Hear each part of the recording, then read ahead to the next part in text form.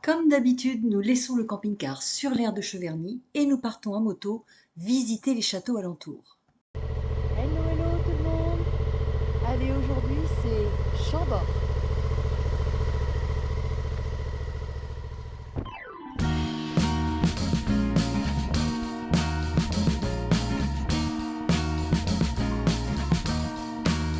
I am waiting for a bus at the end of the night under street lamp, bent face flame by the light. I'm going away, gone away, I'm gone away. And the sun gonna shine on a brand new day.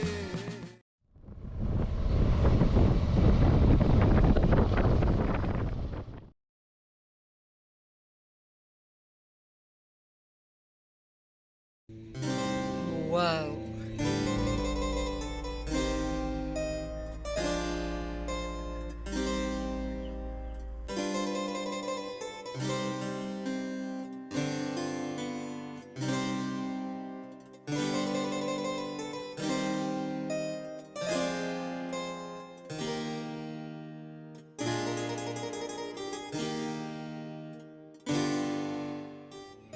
Bon là, ce que vous entendez, c'est une personne qui est en train de tondre la pelouse des jardins.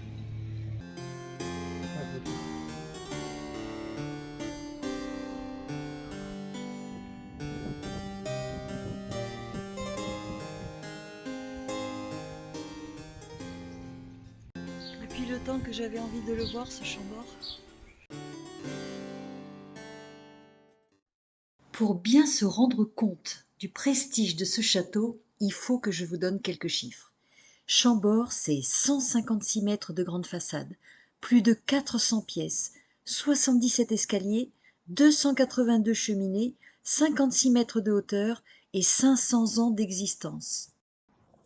Le château de Chambord se visite sans qu'aucun sens de visite ne soit imposé, car c'est ainsi que l'édifice a été conçu, pour qu'on se perde à l'intérieur. Engendre une nouvelle vis plus étroite et plus haute, ce sera l'axe de la monarchie, autour duquel tout s'enroule et tout gravite. Il sera coiffé d'une lanterne en forme de couronne impériale, surmontée de la fleur de lys. Le château donjon figurera le royaume planté au milieu du jardin de France, à l'ombilic du monde, ouvert sur les 4 parties de la terre, au centre d'un empire imaginaire. Dès l'entrée, on voit l'escalier à double révolution. Il a été inspiré par Léonard de Vinci, qui adorait les spirales. Et les gens qui montent et qui descendent ne se croisent pas.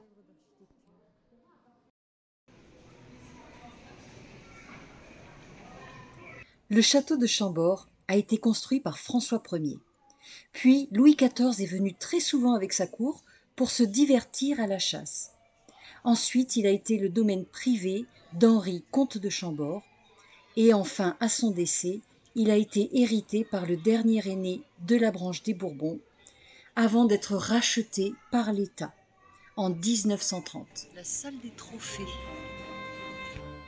Il y a 2 salles réservées à la chasse. La première avec des tableaux qui racontent les exploits du roi à la chasse, et une deuxième pour exposer, pour présenter les animaux naturalisés que l'on trouve encore dans le domaine de Chambord.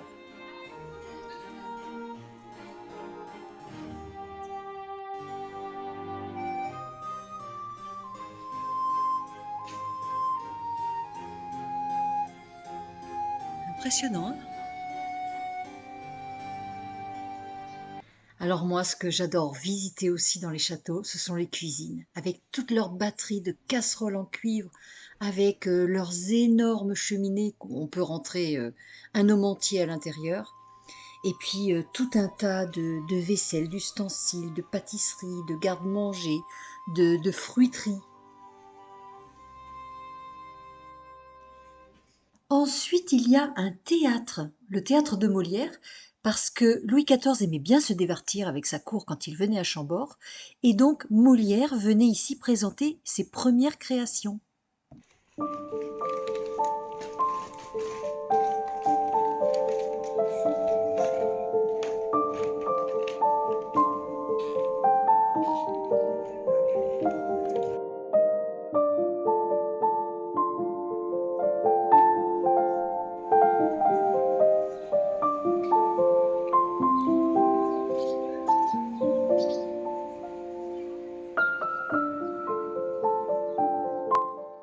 Et voici la chambre de la reine. Alors j'ai remarqué une chose, les chambres des femmes, des reines sont souvent bleues, tandis que celles des rois sont souvent rouges.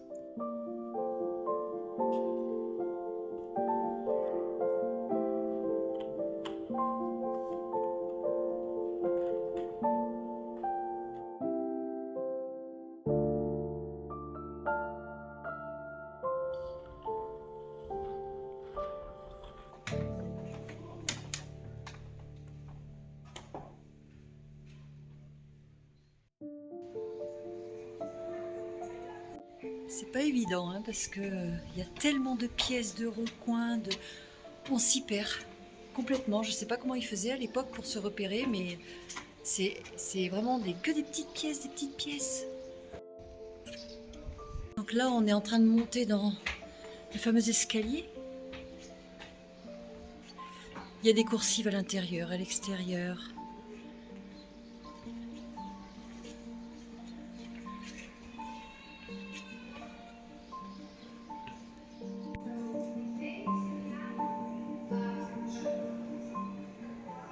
Allez, on arrive tout en haut. On va aller voir les terrasses. On prend un peu de hauteur.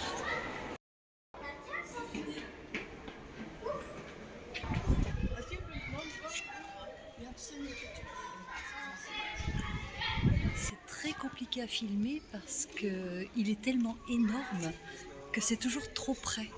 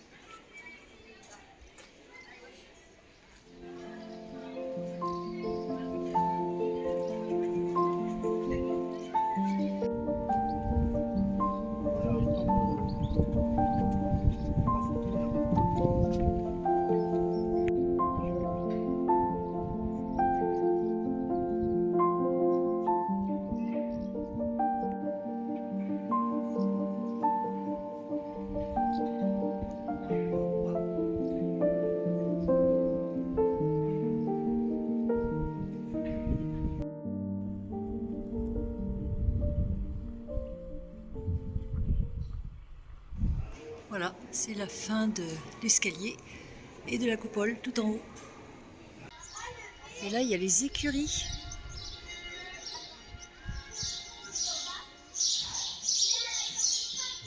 Bonjour.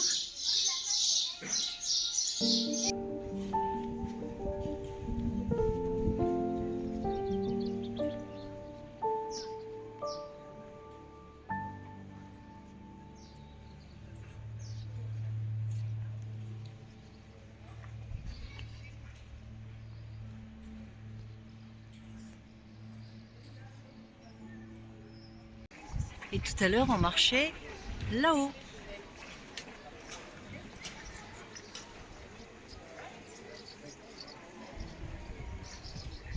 Et on est entré par là. En fait, on a la grande façade à l'entrée qui est majestueuse avec les douves. Et puis ensuite, toutes les ailes sont comme celle-ci, à l'identique. Et à chaque fois, on a un petit jardin et la même reproduction à côté. C'est tellement faste et grandiose. On a même du mal à croire ce qu'on voit en fait. ça semble irréel tellement c'est énorme, gigantesque. Bon, bah moi je crois que je vais rester là, hein. Je vais pas rentrer. Qu'est-ce que vous en pensez?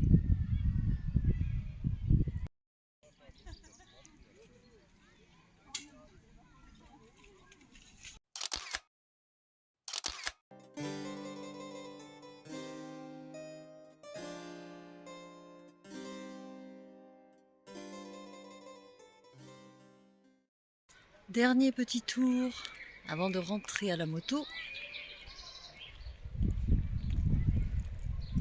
Ça restera, je crois, une image inoubliable, indélébile. Chambord.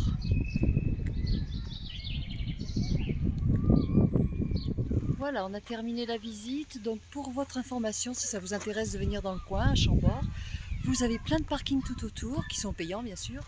Par contre, vous avez un parking bus, un parking voiture et un parking moto. Et nous, on a payé combien? 8 euros. 8 euros pour la moto.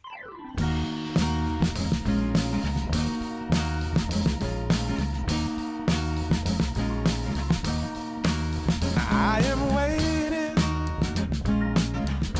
for a bus at the end of the night, under street lamp, bent face flame by the light. I'm going away, I'm going away, I'm going away.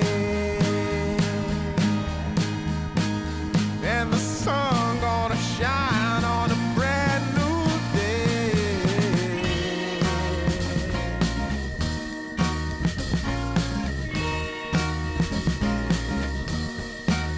Must be somewhere welcome me into the fold. Blooming flowers, as much as I can.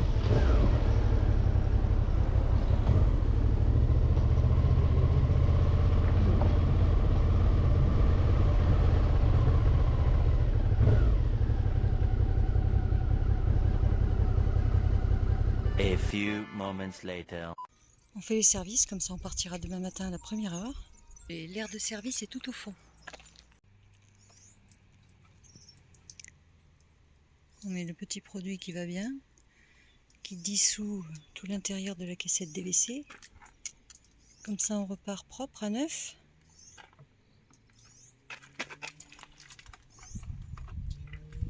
Alors pour ceux qui se posent des questions, au niveau de la caissette DVC, je vous garantis qu'il n'y a absolument aucune odeur. C'est un produit qui est très puissant, qui est écologique quand même, qu'on met dans la caissette, mais qui vraiment annule toutes les odeurs. Il n'y a aucun parfum qui en ressort, ni dans le camping-car, ni dans la soute. C'est très très bien fait.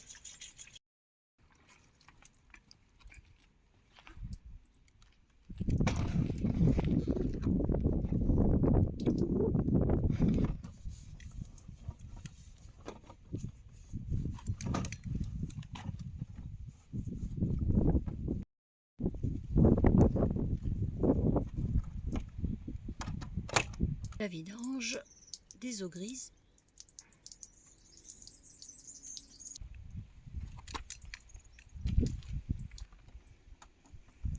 En dessous c'est tout bon, on referme. Hop. Bon, étape 2, on va atteler la moto. Donc Didier va se mettre dans le prolongement de la remorque et puis on va tout préparer pour demain matin. Voilà, on en a profité qu'il n'y avait personne en face pour faire la manip avant que ce soit plein. Et puis il ne reste plus maintenant qu'à monter la moto sur la remorque.